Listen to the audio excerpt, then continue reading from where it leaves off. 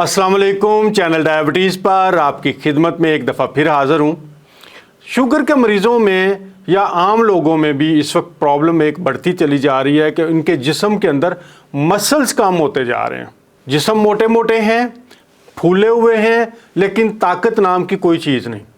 इसी तरह जब शुगर की बीमारी होती है तो ये बहुत सारे मसाइल बॉडी में पैदा करती है। उसमें एक मसला ये भी होता है कि आपने ग्लूकोज तो जिस्म को दिया है, आपकी जिस खून के अंदर ग्लूकोज बहुत है, लेकिन आपका लिवर आपके मसल्स को, आपके बाजुओं के मसल्स को, आपकी टांगों के मसल्स को, आपके हिप्स के मसल्स को पकड़ के तो उससे उसकी प्रोटीन को लेके उससे ग्लूकोज बनाना शुरू कर देता है, उसके अमाइनो एसिड से ग्लूकोज बनाना शुरू कर देता है।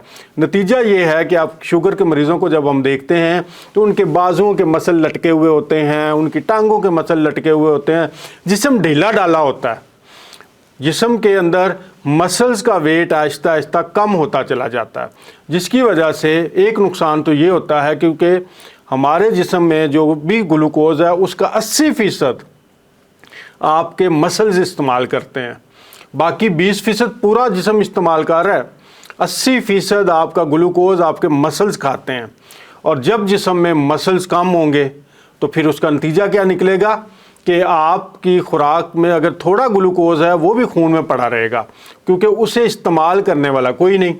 इसलिए जो लोग दुबले पतले होते हैं, जिनका जिस्म के मसल्स भी कम है, हड्डियों का फ्रेम भी कम है, उन्हें शुगर की बीमारी ज़्यादा नुकसान पहुंचाती है। उनके गुर्दे ज़्यादा डैमेज होते हैं, उनकी आंखें ज़्यादा डैमेज होती हैं बनिस्बत उसके कि जो ज़रा भारी भरकम लोग होते हैं, क्योंकि उनके जिस्म में चर्बी के साथ साथ मसल्स भी होते हैं।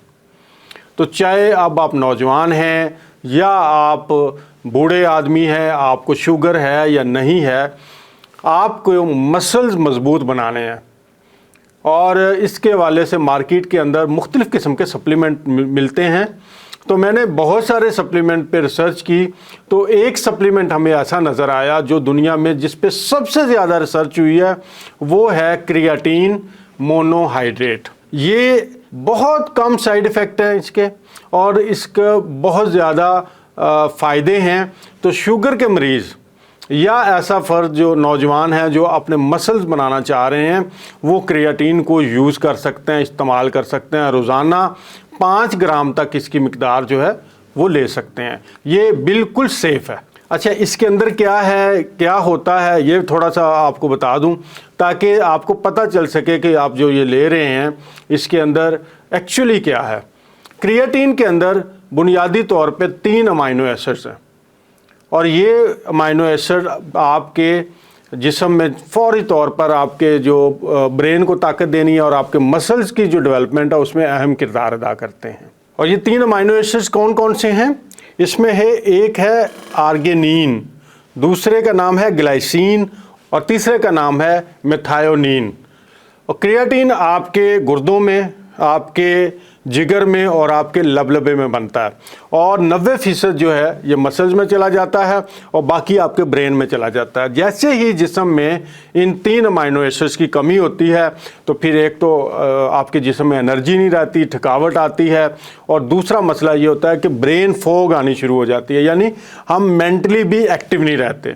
तो जब आप क्रिएटिन को सप्लीमेंट की फॉर्म में लेते हैं या फिर गोश्त आप खा रहे हैं, तो फिर आपके मसल्स को जो रॉ मटेरियल चाहिए होता है वो फ़ौरन मिलता है, आपके ब्रेन को जो रॉ मटेरियल होता है वो फ़ौरन मिलता है, और आपके गुर्दों में, लबलबे में और जिगर में जो क्रिएटिन बढ़ने की प्रोडक्शन है वो बढ़ जाती है, जिसके साथ फौरी इफ़ेक्ट ये आता है कि बॉडी अलर्ट हो जाती है, ब्रेन अलर्ट हो जाता है, एनर्जी बेपनाह आती है, और ये जो लटके हुए ढीले ढाले मसल हैं ये सॉलिड शक्ल इख्तियार करना शुरू कर देते हैं।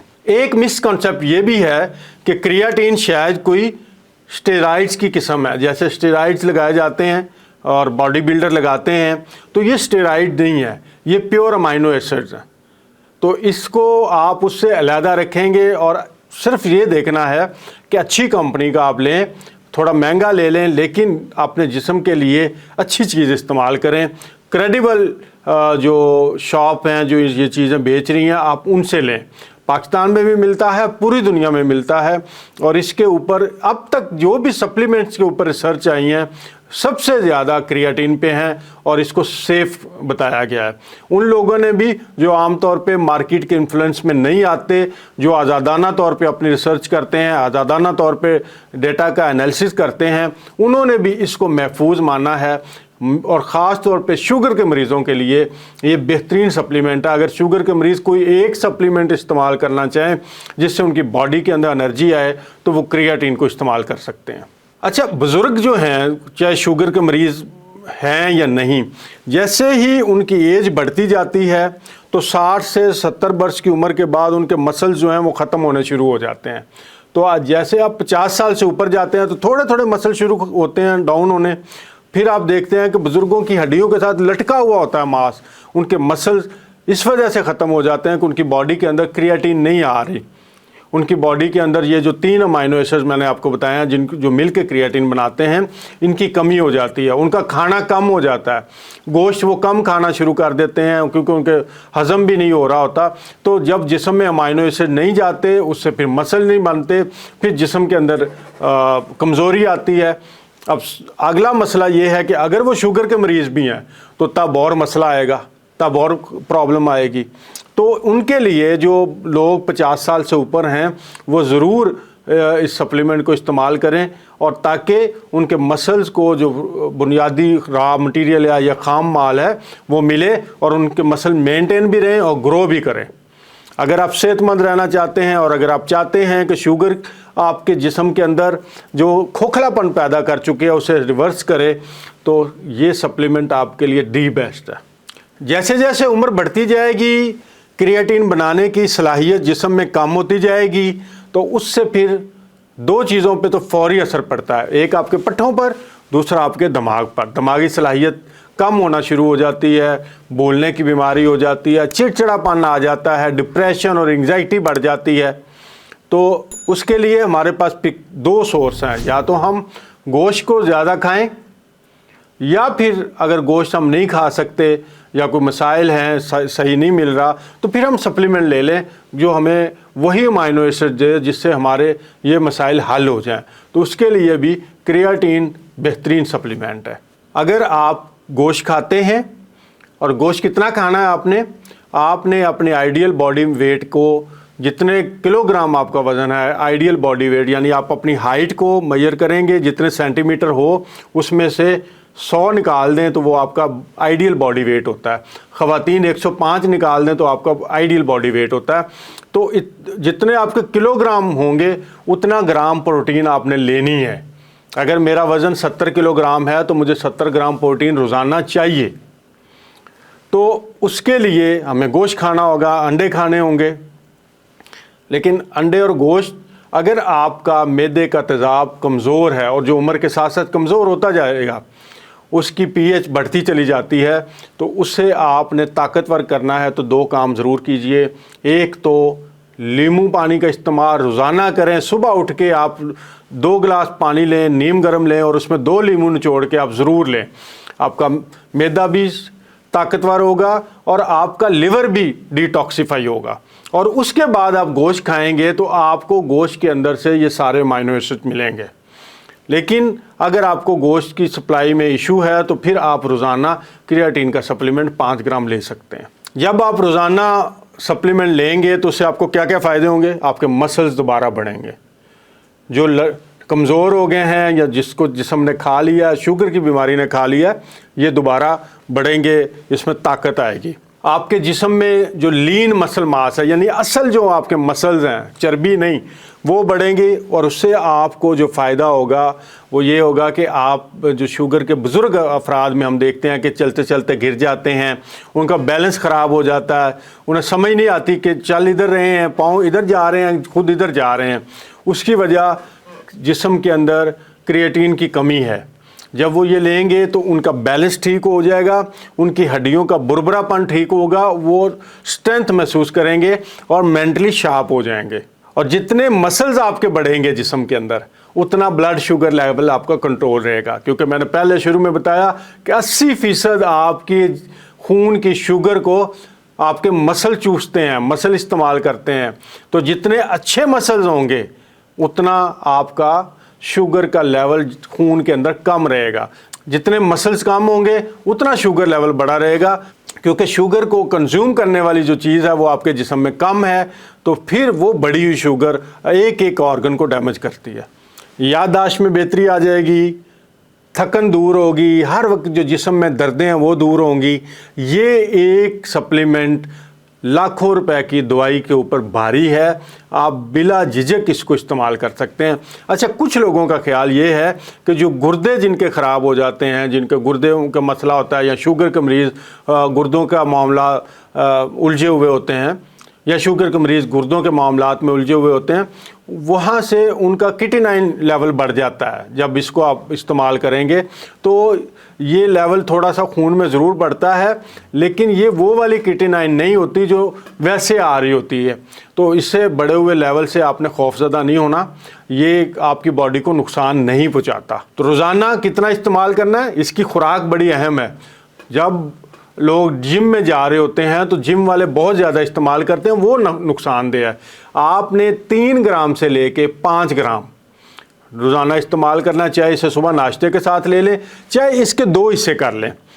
यानी 5 ग्राम ले रहे हैं तो 2.5 ग्राम सुबह ले लें, 2.5 ग्राम शाम के खाने के साथ ले लें। ये पाउडर की शक्ल में आता है, इसको किसी भी चीज़ में शामिल कर सकते हैं। आप इसे 1 कप यखनी के अंदर शामिल कर लें, आप इसे सालन के अंदर शामिल कर लें, या आप वैसे ही इसको पी लें पानी के साथ।